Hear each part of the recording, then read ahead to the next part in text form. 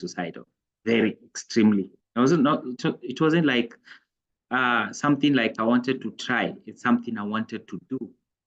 You know, men also have a ego that can cause them to do some crazy things without trying, but actually doing. And so as a result of the challenge, this is the book. It's called The Deception Behind Suicide. Yeah. Yeah. So this is me inside a tunnel. This is a tunnel. And this is me chained in depression, not knowing what to do. But after that is this man here. So this man is a psychologist with a master's in psychology, mostly in the area of thoughts and emotions. And so, having gone through the process, I was in a position now at least to train and also teach people, even through my experience, what was I going through, what was I thinking, and then also after doing research, then I've been able to collect a lot of information.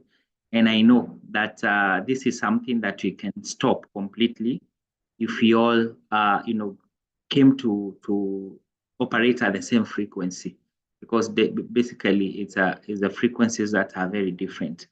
And so, with my presentation tonight, yeah, so when you see computers behind me, it's because my first degree is IT. And I did a diploma there again in psychology, then a master's. So I do a lot of IT. I'm here in Nairobi at Tomboya Street. So we do a lot of IT. But I was called to do this in my IT schedules. And then God told me, there's also an assignment for you that is larger than yourself. Yeah, so I am a professional psychologist, so I do counseling, do talks, I do preach, I also preach, and I know we'll be blessed. Yeah, yeah. So here's my presentation. You see, we've seen the first presentation, the video.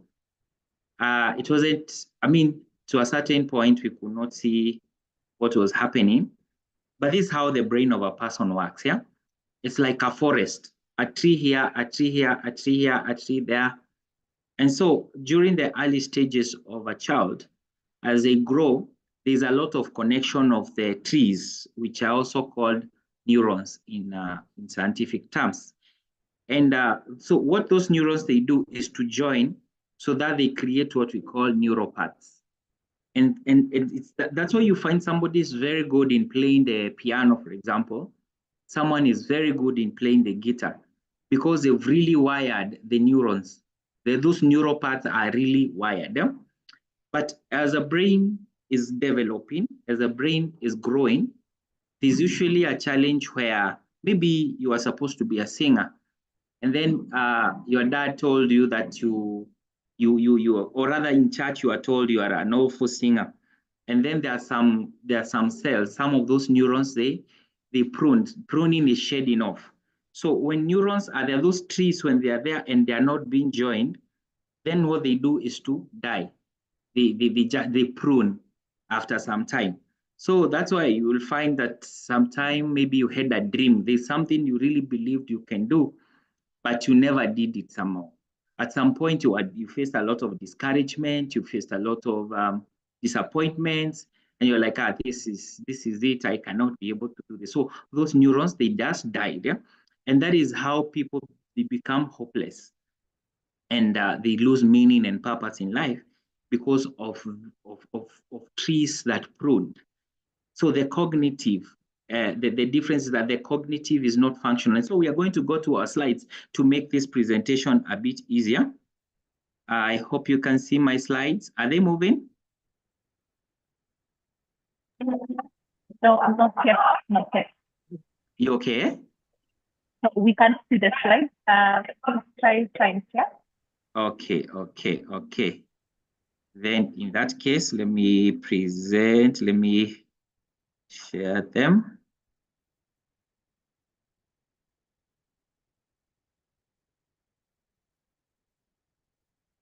Okay. And now? Yes, I see them. Okay. So this is Inside a Suicidal Mind, and the presenter is Isaac. And yeah, I have a master's in counseling psychology. So I'm an author of 2 books. Actually, I'm an author of like 10 books, but I've written 2 so far. The others are right over time. So there's The Deception Behind Suicide, and there's another one called The Marriage Puzzle. This one is a good one. Anyway, both are good. So this is it. My story is that I was suicidal for a long time, like I said, yeah. And I attributed to my ordeal to childhood trauma. My childhood was a bit difficult. The family setup was quite toxic, and this formed much damage in my development. My grades were wanting, and the suicidal ideations were elevated the more as I grew to an adult, especially after watching 1,000 Ways to Die. So one of the chapters in this book is called 1,000 Ways to Die. It's quite interesting. Yeah? And so I found more adversities as an adult, which did build up on the previous traumatic experiences to a level where the cognitive was almost dysfunctional. So I almost committed suicide, but as I sought God on my situation, I was assigned a task to heal the wounded and the broken through knowledge and research. That is how I've grown from depression to a trainer and a psychologist. So I am a testimony of how people grow post-traumatically, becoming champions in the same areas they were losing. If we can lose, we can also win. If we can be discouraged, we can also be encouraged. If we can be suicidal and traumatized, we can grow out of trauma and solve the same challenges skillfully. We can also be champions of hope, strength, and resilience. Slide number 5. These are the objectives of today's lesson: to understand how the brain develops, to understand the roles of different parts of the brain, and to understand the role of trauma plays in brain development, and the role it may play in leading to suicidal ideations. So the role of trauma in brain development. So first, like in my case, of course, there are other reasons that causes people to kill themselves, but one main reason is trauma, because there are also other issues like childhood, maybe brain development issues like those kids with ADHDs, schizophrenias and all that. But now I'm talking about a child who was born normally on a normal day with a normal brain, and maybe now in different family setups, yeah, where there was trauma. So trauma is a big cause of suicide today. So we are going to see what trauma does to the brain and the various changes it makes to the brain, and how it leads to a point where somebody feels, no, I have to do this. So trauma refers to a deeply distressing or disturbing experience that overwhelms an individual's ability to cope, causing feelings of helplessness, diminished sense of self, or a reduced ability to feel the full range of emotions and experiences. It can result from various events such as accidents, abuse, violence, natural disasters, or sudden loss of a loved one. So trauma is that emotional distress, like people who are faced or are in a war zones. For example, talk of Russia, talk of Ukraine, talk of Israel, Gaza. If a bomb maybe exploded near where you are, or you had an experience, maybe an accident, then they form trauma. And that trauma, there's what that trauma does to our brain. And that is what we are going to look in the preceding presentation. So trauma, like for me, when I was a child, I faced a lot of trauma. And as I grew, the trauma was enhanced. I mean, the same reasons that caused me to have trauma as a child, they were more they were more validated as I grew older. And so I kept on finding more reason as to why I should die. I felt rejected, I felt hated, I was also abused, even physically, especially assault. I was assaulted, and I go through the ideations came when I was very young in class 4. And at some point, I wanted to jump into a river after one of my brothers had really beaten me up. He slapped me so many times, like, and then he was slapping me on my ears. And, there was trauma that was forming, you get, yeah? And it kept on growing. It kept on getting worse and worse because the situation was not changing, yeah? So here we are. We want to look at a number of traumas, even some traumas when we face loss of loved ones and we are not able to address that with the experts. It forms a difficult trauma. And remember, you've also had experiences in the past that were difficult. So it's trauma on top of trauma, on top of trauma. Yeah, we face losses of businesses, losses of loved ones, then, maybe broken relationships and all that. So that's a big, big major contributor. So there are different types of trauma. Like number one trauma is acute trauma that results from a single isolated event. For example, an accident, witnessing violence, natural disaster, or physical assault. And the impact is that it leads to shock, confusion, and anxiety, and may cause post-traumatic stress disorder, PTSD. So that's how simply it starts. And if it's not addressed, then it keeps on graduating to the other levels. And like in Kenya, it's very difficult for you to find people coming for counseling. And yet there are people who have faced a lot of trauma. And therefore, you can see the path. The path is very predictable because it will lead somewhere. And so it starts with acute trauma. Then there's chronic trauma that is as a result of prolonged exposure to distressing events. So you have a stressor that you are not sorting. For example, you're in an abusive relationship, an abusive marriage, and you don't know how to get out of it. We have seen children messed up by their caregivers, and they cannot report. They are told to keep quiet.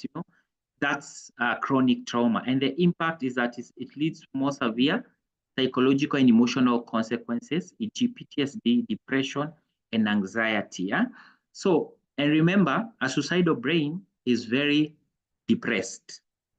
There's a lot of anxiety. So now we are starting now to form this brain. You can now see how depression is forming, how anxiety, how fear and such as the brain is getting degraded. Remember, looking at the first presentation, we say that the brain, the cognitive is like trees that are supposed to form.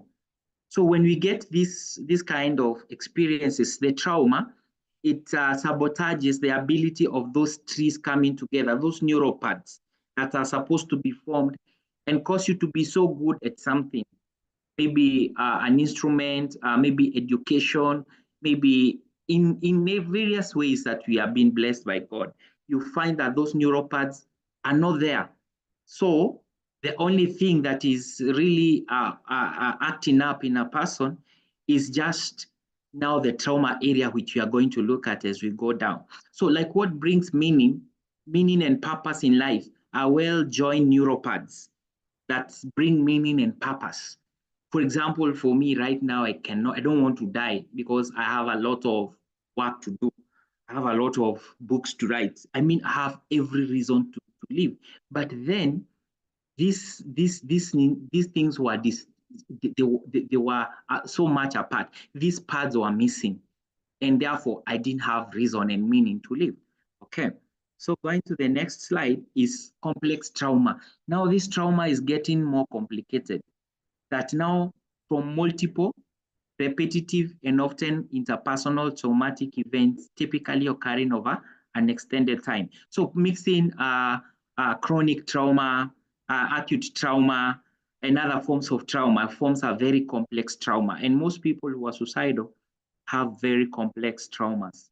And so examples is childhood neglect. See, by the way, when you neglect a child, and most adults today are behaving, their behavior is directly proportional to the experiences they were having as children. We needed the love, those emotional bonds that also now help the brain, the cognitive to wire together. They were missing, so there was childhood neglect. Neglect is one of the worst forms of trauma.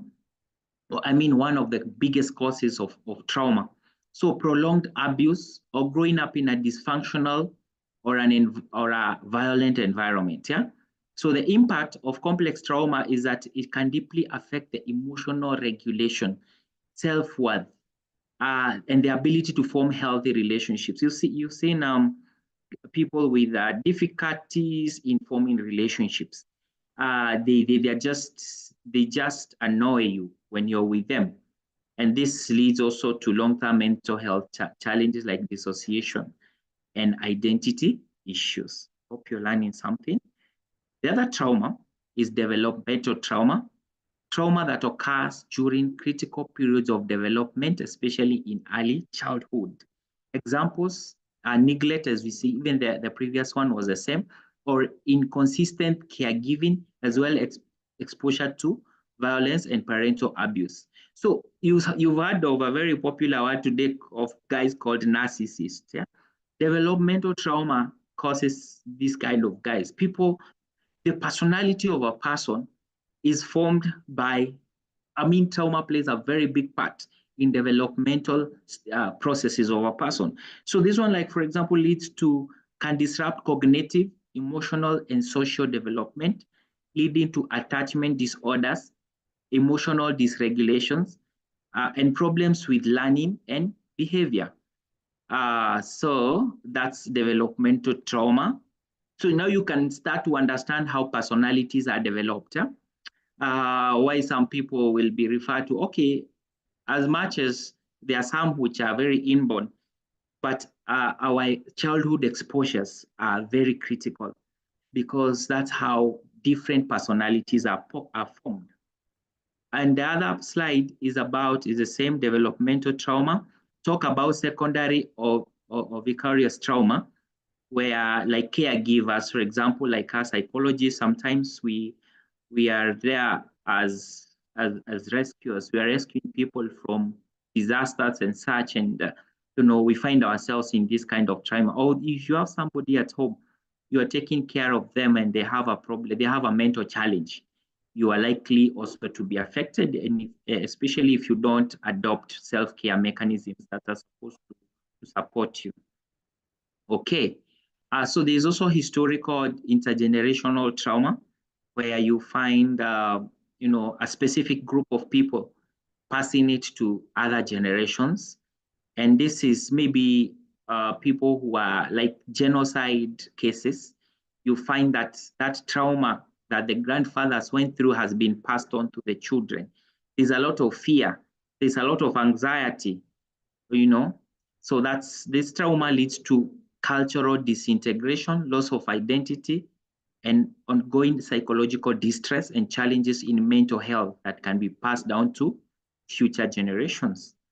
Then medical trauma, this one affects people with chronic illnesses, maybe fear of medicine, fear of hospitals and such, related to medical situations. So there's collective trauma that affects a lot of people, like the way we were affected by COVID.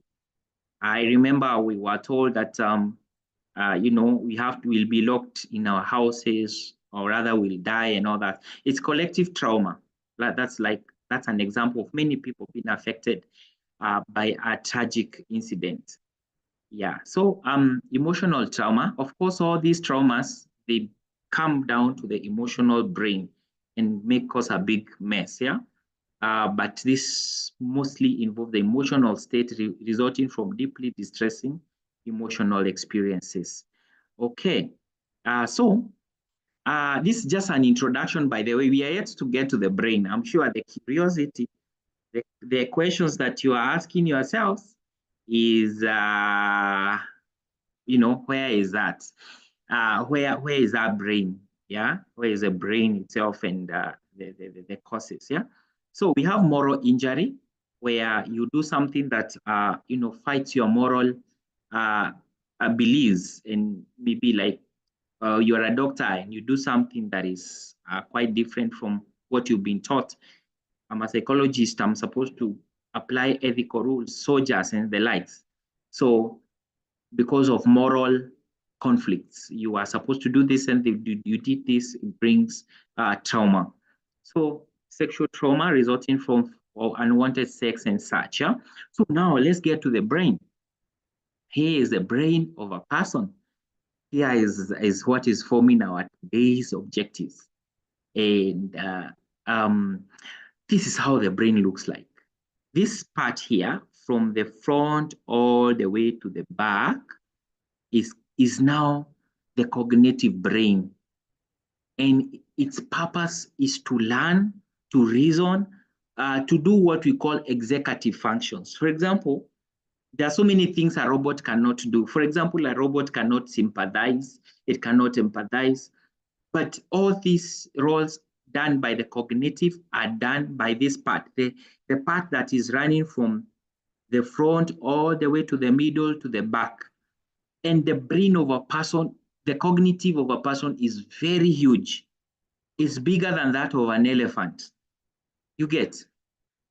No animal has a bigger brain like a person, because God really created this brain to do so much. And it's made of so many trees. Those trees I was talking about called the neurons. There are so many that are supposed to be wired together so that they can form neural paths that are going to bring in intelligence, reasoning. They are going to bring in, they're called the cognitive functions. And so this part here is the one that learns when you go to school. Like now, right now, we are learning. I'm using my cognitive to relay this information. I've sat down, studied, revised, and all that, and then I'm able to bring it out. So, like I was doing a research, and the brain of a dog, the cognitive of a dog is very small, and the emotional brain of a dog is very big, and that's why dogs are very emotional, and they don't have the ability to think. But now, unfortunately, for most people, the emotional brain is the one that is more active than the cognitive, because people are not reading, people are not studying, people are not, attending seminars, people are not reading the word of God, people are not doing. So you find the cognitive being very suppressed, and you find those neural paths that were supposed to be formed never forming. So somebody was supposed to be so good in school, but they ended up scoring E's, and you're like, they also think that I was made as a person who without proper intelligence, without a good brain like the rest, but the difference is in the wiring of the neurons. I'll keep on referring to the first video. So now, this is how the brain develops, yeah? I think I'll check on that later. The brain of a person develops from bottom up, and this is not a political kind of an arena, but it comes from the bottom up. It's not UDA, but that is how the brain develops. So you look at this, the last one here, you can see a brain stem. So we look at the brain stem and how it grows to grow to the emotional brain, and how the emotional brain reacts and causes us to make what we call emotional decisions. And actually, a person who is committing suicide is acting from an emotional perspective and from the brainstem as well. So the brainstem is a survival brain. We look at it as we look at this slide. Yeah. So the brain develops from bottom going up. And the first part of to develop is called the brainstem. Yeah. So it's at the back here, and it's the one that acts as a relay between the other brain and the body. Yeah. So it does these basic functions like breathing, movement.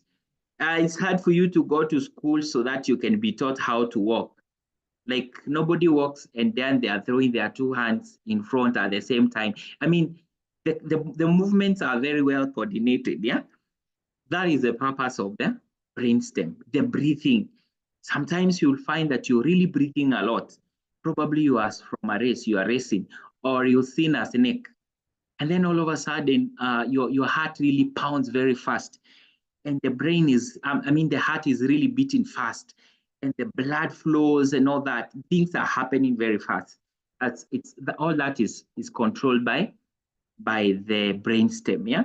So that's why a child, once they are conceived in the womb of the mother, they automatically now start performing the basic functions because they're being helped by the brainstem. So look at some few functions of the brainstem.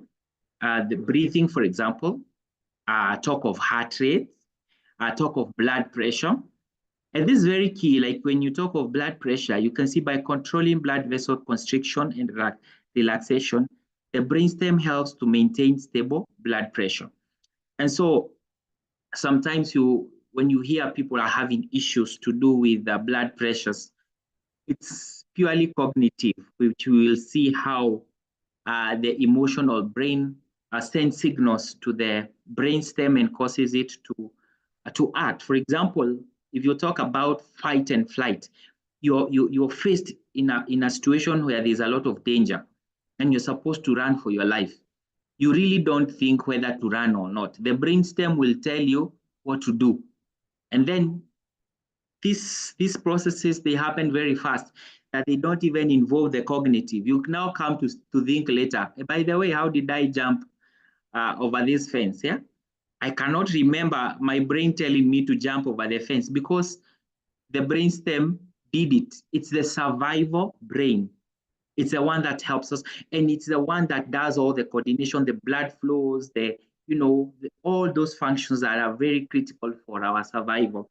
And so you'll find that animals, their brainstem, every animal has a brainstem, including the lions, the antelopes, the cheetahs, the animals, they've got a brainstem for survival purposes. And that's why you'll find maybe a lion eating their own kids because they are surviving. Their brain is survival. They don't have that cognitive, that ability to know that, oh, this is my child, this is my own, and that is what has happened to humans even today. If you ask yourself why people killing each other, putting aside the aspect of the being possessed by demons, you can see a brainstem, because I don't think a lion has a demon, but you can see the functionality of a brainstem, a brain that is not involving the cognitive to make a decision. I go to prisons sometimes and I have conversations, and you'll find people who made big messes. For example, they killed some, raped, some did some crazy things, yeah. And then you come to check and see, you find that there's a lot of brainstem functionality, and the cognitive that is supposed to think and to reason is not involved. Okay, so the next slide talks about its functions: reflex, sleep and arousal, and movement. So I won't focus on that. Let's go to the brain. So we say this: the brain, the bottom part of the brain here is the brainstem, and it's the first one to develop. Okay, as a kid grows, like with maybe 4 months in the womb, then the emotional brain starts to develop. So where you see amygdala, you see something called hypothalamus. That is where the emotional brain is. And so we really talked, when we were talking about trauma, we really talked about emotional regulation. You'll find some people having a lot of issues to do with anger. Some people have a lot of issues with fear, a lot of anxiety. All this is in the area of the emotional brain. All this is controlled by emotions. And when signals are sent from, for example, you see a snake, there's a device here. I call it a device, or what is it? It's called hypothalamus. It acts as a bell. Like we had a fire, then the alarm bell that would ring and tell you there's danger. And so the hypothalamus will coordinate every other part and every other brain to respond to that danger. That is why you see people flee and fight as a result of survival. So the signals are sent to the brainstem very fast, within milliseconds, and then there is a response. So the emotional brain is very critical because that's where there's love. That's where there's compassion. That's where there's a lot of emotion. I mean, we are emotional beings. We really are emotional. And if we don't take care of our emotions, then that's how like suicidal thoughts pile up, and later to a level where I'm ready, like I was. They piled up anger, anger, anger, anger. Have you ever seen someone? Maybe you step on them and then they hurl insults, and it was a mistake. Before you say sorry, the number of words that have come out of their mouth, and then you're like, hi, is that just because of the stepping on their shoe? It can't be. It can't be. It's because like anger, it forms like files, files, files, files. So the moment you step on them, it's just a trigger of many, many files. You get it's a database. And so somebody will refer to all the files in their database and then respond. So they never responded to you. You are not the problem. It is the emotional damage that has happened in their brain. Okay? So before somebody kills themselves, they are very frustrated. They are very hopeless. The cognitive is very, very messed up. The neural paths have not formed. They are just apart, many pruned. And so the cognitive brain is so dysfunctional, but this dysfunctionality has allowed the emotional brain to be very active together with the survival brain, which is the brainstem. So this guy, this lady, this man is in a state of survival. There's no meaning, there's no purpose. Why should I see tomorrow? And again, the trauma that has caused them to be where they are, the same things are repeating themselves. There's no improvement, there's no adjustment. If it's an abuse, still the abuse continues. You get it continues to pile and pile. And so they become helpless. The main cause of suicide is helplessness.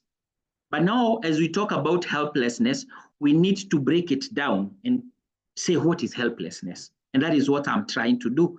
That is as a result of pruned brain cells. It's as a result of pruned cognitive, those forests that were supposed to exist, that bring meaning and life and sweetness to life, are not there. You get, yeah? So now, you've seen the purpose of the emotional brain. Let me give an example. For me, I'm very careful on how I process my emotions. For example, there's a team I used to support in football. And this team started just losing. And I decided, you know what? I'll not support this team anymore. I don't want to get depressed for no reason. And now, I don't have a team I support. I support the team that wins. So if it's Arsenal that wins, I am an Arsenalian. Whichever team wins, I will celebrate around the 93rd minute. But look at men today. They are depressed because of football. A club in the UK that they don't even have. That's an example of emotional illiteracy. Get, yeah? And these are the things that cause frustrations. They're the things that cause suicide, hopelessness, and such. Let me give an example. There was a match that was played between South Africa and Nigeria.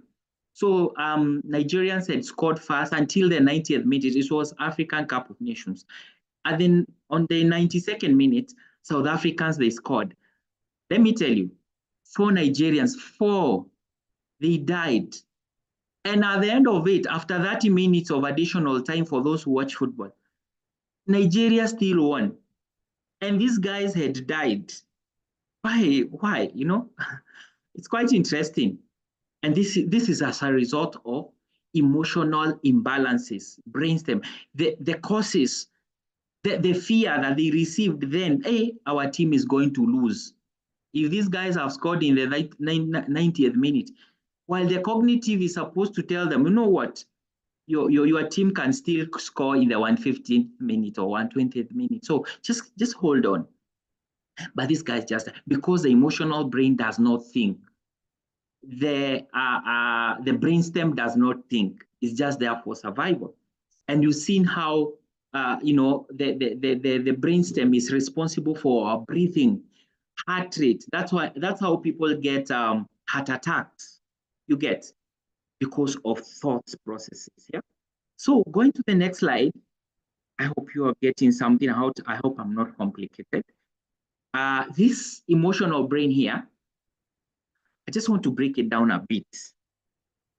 This emotional brain here, these two balls here, this ball here and this ball, they are called the amygdala. And this part here, that looks like, is it an inverted W or something, yeah? Is called the hippocampus. So the hippocampus, this area is called a limbic area. It's called the limbic area, which is the emotional processing. It's the emotional brain. In simple terms, it's the emotional brain, okay? So now, emotional processing is done by the amygdalas. These two, there are two. So for example, when I see a snake, and then I'll feel a lot of fear, the processing is done by the emotional, the amygdalas are the ones that are going to process that information. And when I get that information, this area that is called the hippocampus is now the one that stores those memories. This area is also very responsible for learning. When we talk about the cognitive, when you're emotionally stable, it's easier for you to get things in class when you are learning. So, but people who have challenges to do with their emotional regulation, they don't understand anything in class.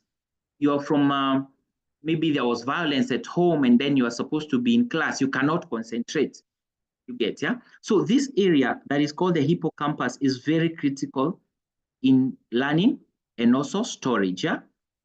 Yeah, so like for example, if you have something like you fear, why do we fear snakes? You know, what did a snake do to you? And most of you have never even been bitten by a snake, but you just don't know, because you are able to record in your hippocampus here that, you know, snake is dangerous if it bites you, and what it did to Adam and Eve and all that, yeah? So when you see such a thing, it refers, the memories are stored in the hippocampus. So this is how fear is formed. That you've seen something consistently today, tomorrow, after a week, after 2 weeks, you know, and like for instance, I talked about anger. This is how anger is formed. For example, you are with a person who really pisses you off. You keep on forming.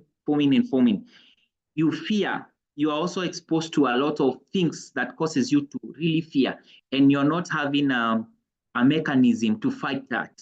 You get, yeah? So when there's a lot of fear, a lot of anger, a lot of anxiety, all these are stored in the hippocampus. So that's why some people are super sensitive to things that are not even dangerous. People are even dreaming at night of things that they don't understand, because the emotional brain has become super sensitive to dangers that are not even existing. Some are, yes, are existing, but some are not even existing. And so when the emotional triggers, maybe I have seen a snake on the outside, and then through the perception of the eyes or what I hear, for example, let me talk of a snake. I've seen a snake, and then the emotional processing now has reference to the fear factor. And then the signals are automatically sent to the brainstem. Then we have said that the brainstem is a relay between our bodies and our brain. Then there's a lot of blood flow into our systems. There's a lot of blood flow into the heart, into the every other part of our bodies, the response to what they have seen. That is how you get even these small arteries tearing, because there's a lot of influx, because the blood is really flowing in and out, in and out, in and out, and that's how people even get tears. You get people are getting, internal bleeding and the likes, yeah, because of the processes that are happening, yeah. So it's very predictable to even predict that for you to be healthy, then you need to be mentally healthy. You need to be emotionally okay, and your brainstem needs to be regulated to just respond to what it needs to respond, because the variation between your emotional brain and your brainstem is equal. They are equally sensitive, so they'll be reacting even where there's no reason to react. So you'll find somebody getting angry and they're not supposed to be angry. Okay, so this part, the hippocampus, it starts to shrink when there's a lot of exchange, fear this time, anxiety this time, to back and forth, back and forth, back and forth. It shrinks, and now we have seen that it's an area that's very critical for our learning. You know, our learning, our emotional learning, our cognitive learning, our emotional, memories, our cognitive learning. So now you find people with a challenge when it comes to learning. You get, yeah? So an example of a damage that comes is amnesia. You get people, as they grow old, even now young people are now starting to forget a lot because of, like, there's a disease that was researched here called Alzheimer. Alzheimer is a form of amnesia. And so the first image shows a healthy hippocampus, yeah? The second one, it shows a messed up. I mean, there's a lot of fear, there's a lot of anxiety, back and forth, back and forth. And the third one, it has formed a very messed up, hippocampus. And that is now, this is a person now who has a problem with amnesia. You have I know you know what amnesia is. You have a problem with your memory. You keep on forgetting things, you get, yeah? So this is how we damage our brain. This is how the brain is damaged, yeah?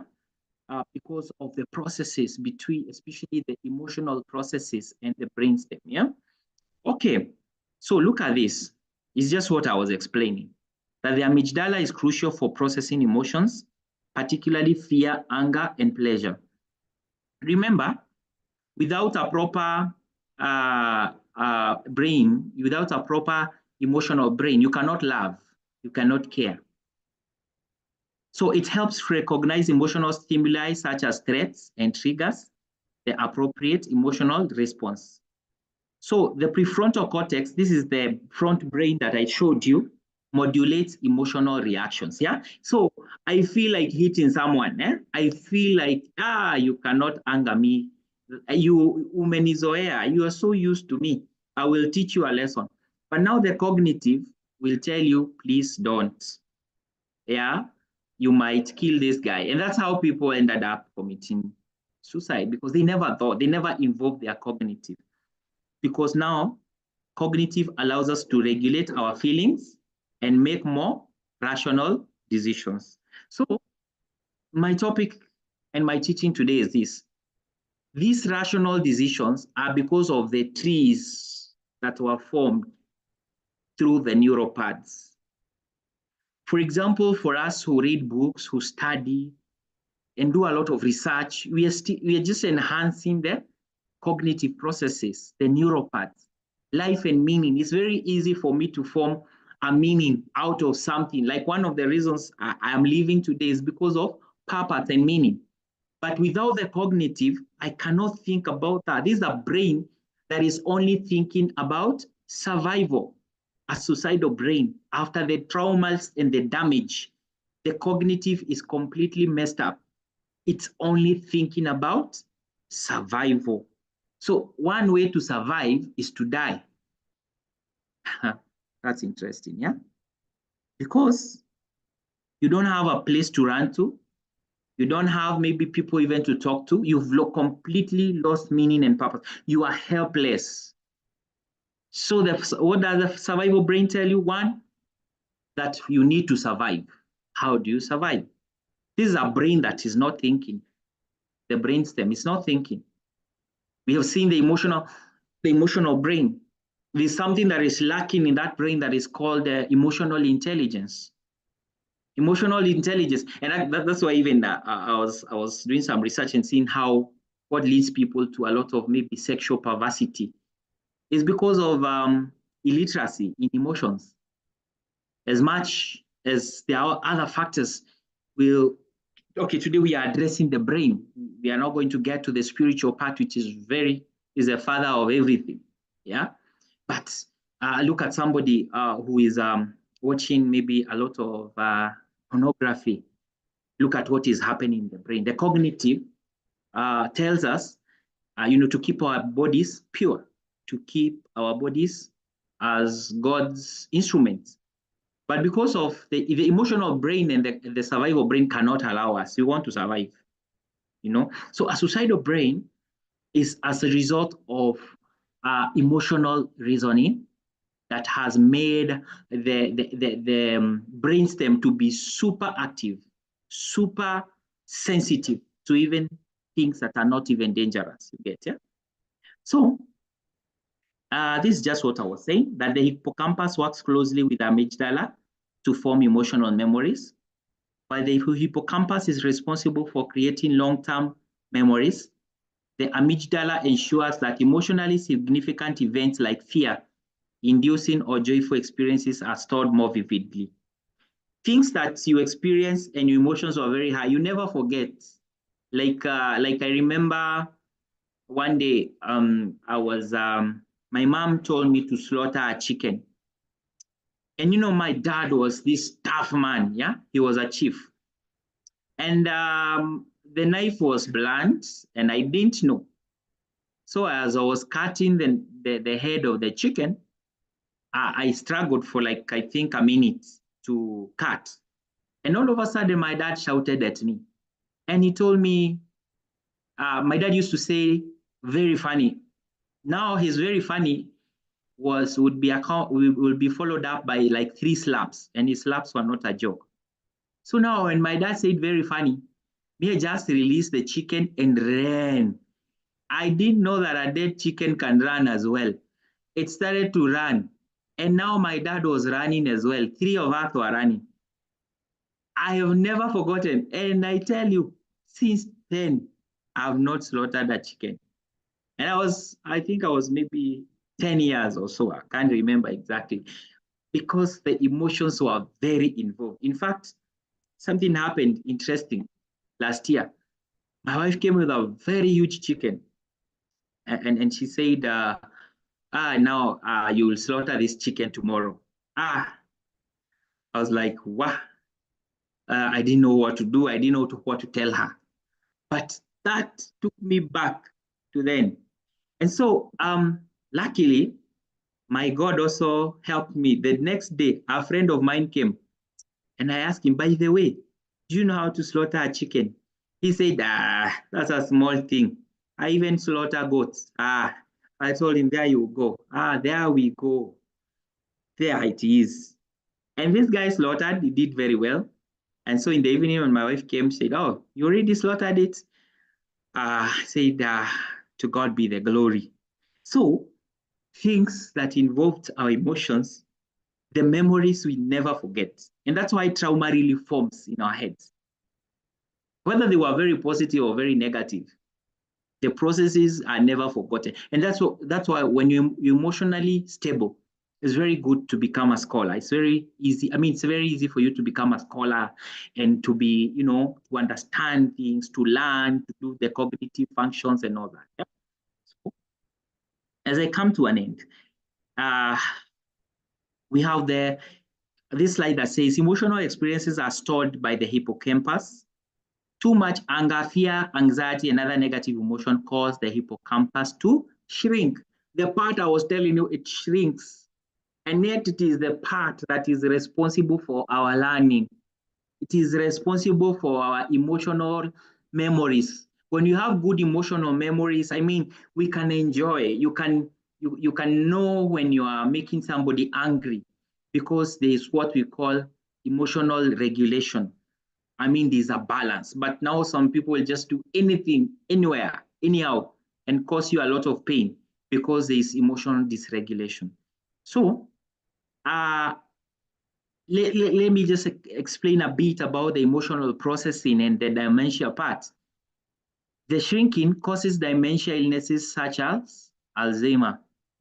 The shrinking of the hippocampus is also known as hippocampal atrophy, can have significant effects on both cognitive and emotional functions, as the hippocampus is a critical structure of the memory, learning, and emotional regulation. This is the reason why distressed children perform poorly in school. This atrophy is often associated with aging, neurodegenerative diseases, chronic stress, and trauma. And here are some of the key effects. Yeah. So I don't want us to really go to the details because we have really seen the brain, a suicidal brain, and I want to look at because I also want us to have a session to ask some questions. I want to. Okay, let me not skip. Let me just go very fast. The shrinking of the hippocampus can have significant effects. I've read that. And the hippocampus is central to the formation of new memories. You see, so when it's destroyed, you found people with a problem to remember what just happened yesterday.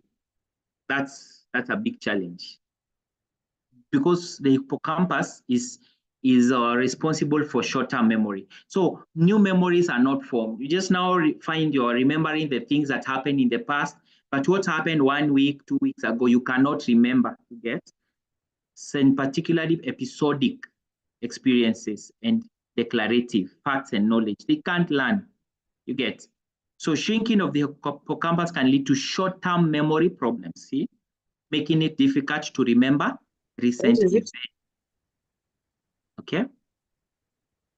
So difficult forming new memories is common condition like Alzheimer's disease, the one that I was explaining. Okay? So slide number 32.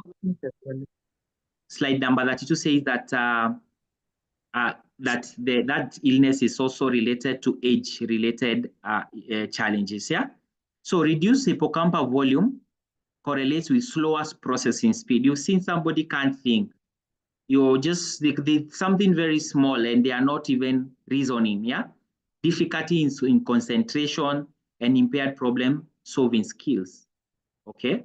So since the hippocampus works closely with the amygdala, its shrinking can disrupt emotional processing and regulation, which can result in increased anxiety and heightened stress responses as the brain struggles to regulate fear and stress signals effectively. Look at this danger.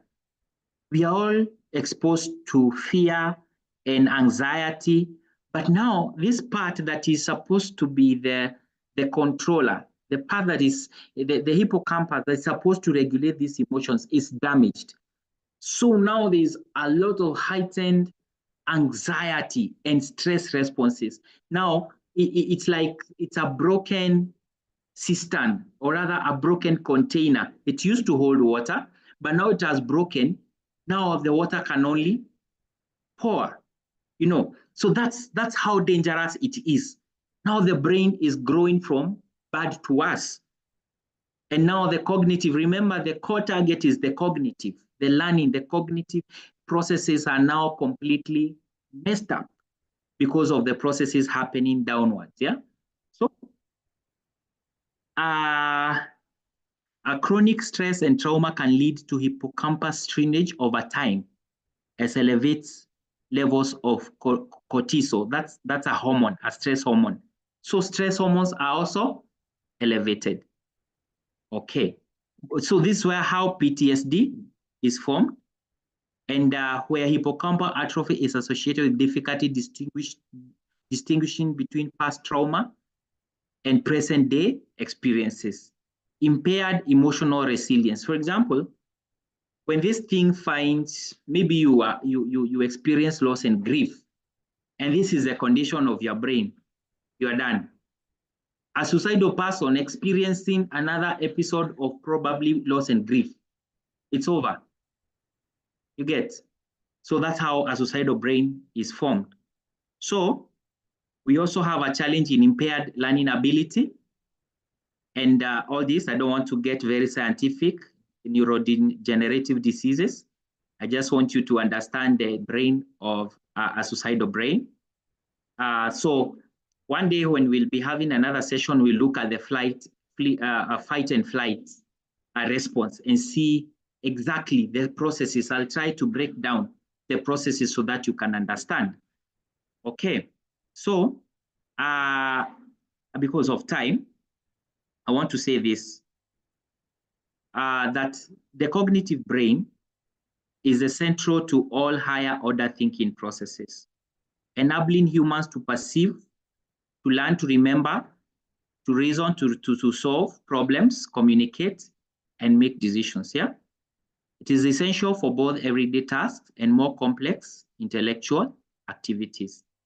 Deficits in cognitive functions due to injury or illness can significantly impair an individual's ability to perform day-to-day tasks and adapt to a new situation. So when this one is messed up, the person will just make when the cognitive is gone, when the cognitive is impaired, when those neural paths are not existing, and when the trees have been pruned, you are just left with a very active emotional brain and a very active survival brain.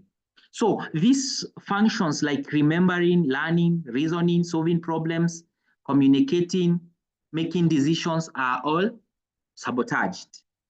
That's how people commit suicide. Nobody kills themselves in their right state of mind.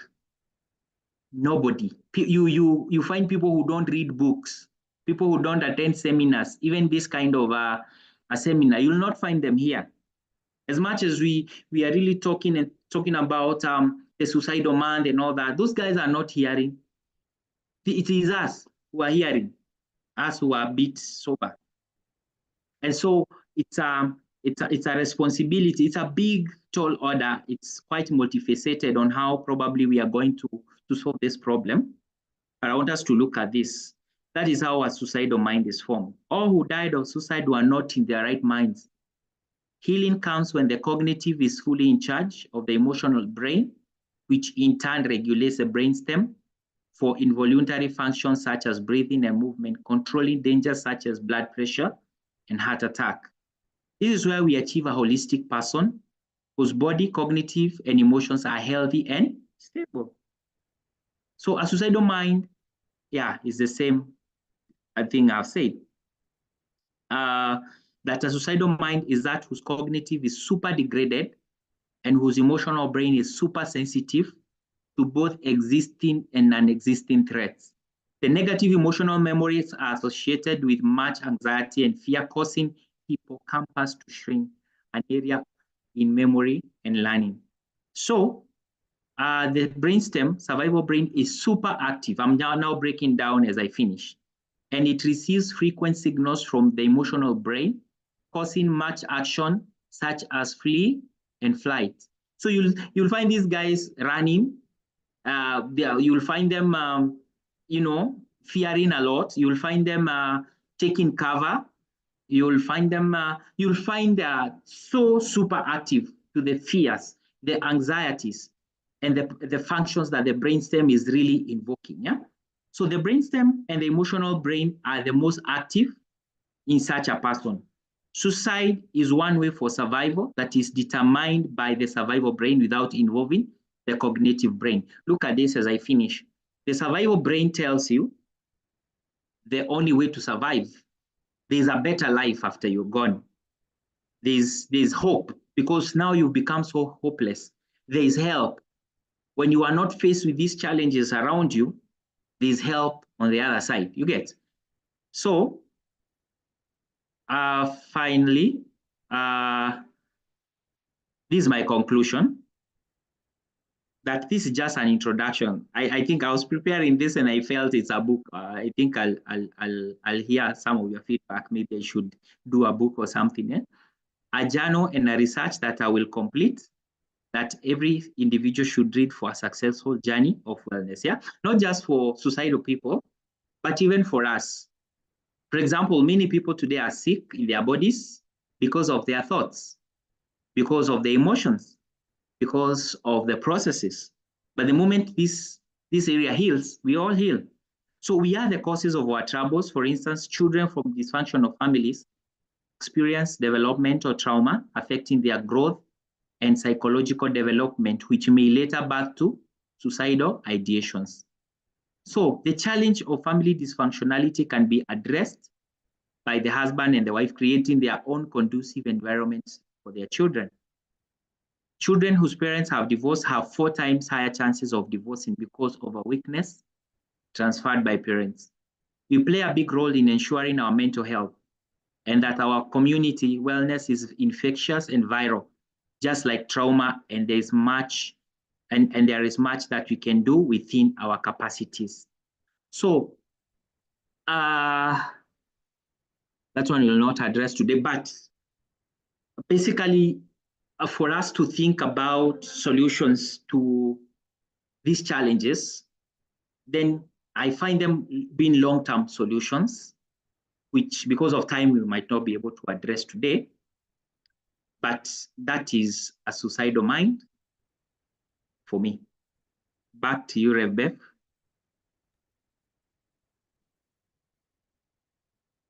Thank you, Isaac, for the presentation. Maybe actually, I was just thinking, maybe your conclusion could be giving us some of these solutions, or even just sharing some of it, so then people can understand it holistically. Yes, we've talked about the mind and how it functions, the emotional aspect.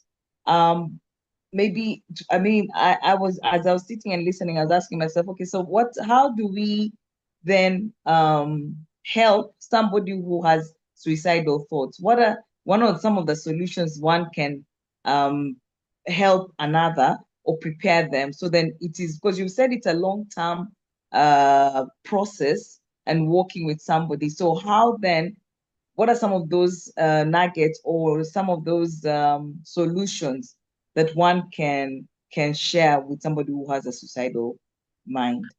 All right, thank you so much. So one is that we need to work and empathize and work with these people, because we'll meet them at some point, and some will be vulnerable enough to talk to us. So we don't advise them what to do. We don't quote for them Bible verses, because they don't need Bible verses. They don't need your advice. Actually, you will lose them. The moment you attempt to advise them, you lose them, and the next time you might hear they are not there anymore. So what is very critical for me is just to work with these people. Listen to them. Just talk minimum. Let them talk, because it's them who are going through that challenge. And don't start challenging them. Like, no, you should not think like this. You should not do like that. How can you think like that? Don't, just normalize the conversation. Don't put a funny face, you know? So that's very critical to understand. Now I'm talking of a person who has come and they are critically affected.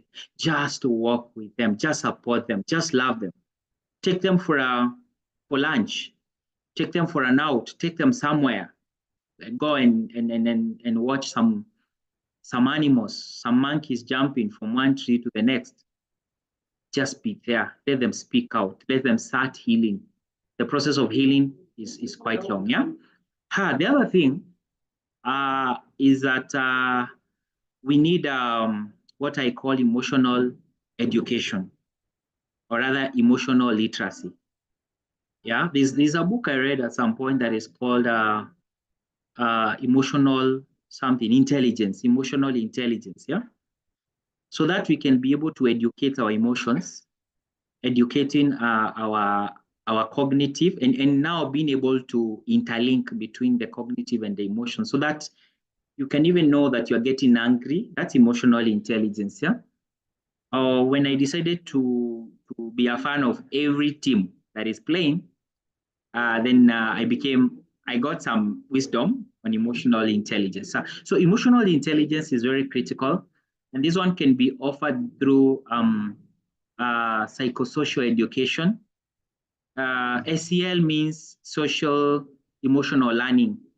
There are books that have been written. There's a lot of research that's been done. So it's very critical for us to get educated emotionally. It's very critical for us to for our bodies to get educated, because you might get somebody whose emotions are very well educated, but their bodies are very illiterate. They are very fat. They have obesity. We also need spiritual literacy. We need to be educated spiritually. I personally find the three things for me now a complete person. Yeah, emotionally, spiritually, and having a body. Of course, when you talk about emotions, I'm also talking about the cognitive. So educating these three key parts are is very critical. Yeah. And so the other thing I can say is that we need to normalize these conversations so that somebody doesn't feel as if there's no what stigma that is caused when people open up, especially men. Men are very affected, but their ego cannot allow them to even seek help. You understand? Yeah? So that ego can really be a big challenge. So we need to normalize these conversations, like have the kind of a talk we're talking today. I'm comfortably telling you my story, and I'm not stigmatized. I'm not weaker because I went through that situation. We are only humans who are vulnerable to making mistakes, who are vulnerable to falling down and also rising as well. Yeah, so I believe there are so many things we can talk about, but I feel that this is just a beginning of a conversation that should continue. Yes, right. Wow, thank you so much, Isaac. Indeed, as we look and support those who are really struggling with thoughts on wanting to commit suicide, it is good to know why they're thinking like that, and the reason is because the emotional state in their brain has either reduced, or there's a trauma that has caused them not to be able to process what they are going through. And so I'm so excited for this conversation to have started. It is my hope that we can talk more about it, sensitize people on it, because it is key. Like I said earlier in the beginning, before as we began, I was telling you the statistics in Kenya is that at least four people commit suicide, 4 in a day, not a week or a month, a day. That is really, really scary. And it's something that we need to begin to take note of. Families and a lot of this suicidal actions that are taken happens with the young people, men also. And so it is important that we begin to speak about it. I mean, it's just like I think it's a week or 2 or 3 weeks ago, we had about a lecturer, a university lecturer who took his life. It's very, very sad. I have a friend's sister whose son took his life, and it was due because of depression. Depression brings a whole big aspect for somebody to commit suicide because they feel hopeless. Depression makes somebody feel like they can't continue with life, and like you said, they feel like it is better on the other side, or I will reduce stress for my family if I not around. And so it is important, and it's serious that we are alert and aware. One, we need to be aware with ourselves. Are we okay? And it is okay to ask that question. Am I okay? What are some of the things that are triggering in my thought patterns, in my life that are making me feel I am not able to continue with life. And indeed, get the help that you need. Indeed, do not walk this journey alone. Be open. Get a safe space. Get to people who you can trust and you can share and talk to them, so then you're not walking alone. So thank you so much, Isaac. Like I said, if you have any questions, I'm trying to see, there's no questions on the chat. I guess maybe we can call it at night. Thank you so much, Isaac, for this amazing presentation. If we want more details, we will definitely give it to you. If you want for us to talk to you, to reach out to you, we have on our posters the numbers that are shared there. If you need to communicate with us, you can send us and you can drop an email or your questions on those numbers, and we surely we will reach out to you so that we can continue with the conversation. So thank you very much. May you have a wonderful and good evening. If you need more details, like I was just saying, if you know of somebody, if you know that you need to get to talk to people, Isaac and myself are here. We are ready to even begin to form small groups to work with you, and we'll do that at a cost. It is not going to be free, not everything is free, but it will be a reasonable cost that you can be able to afford, and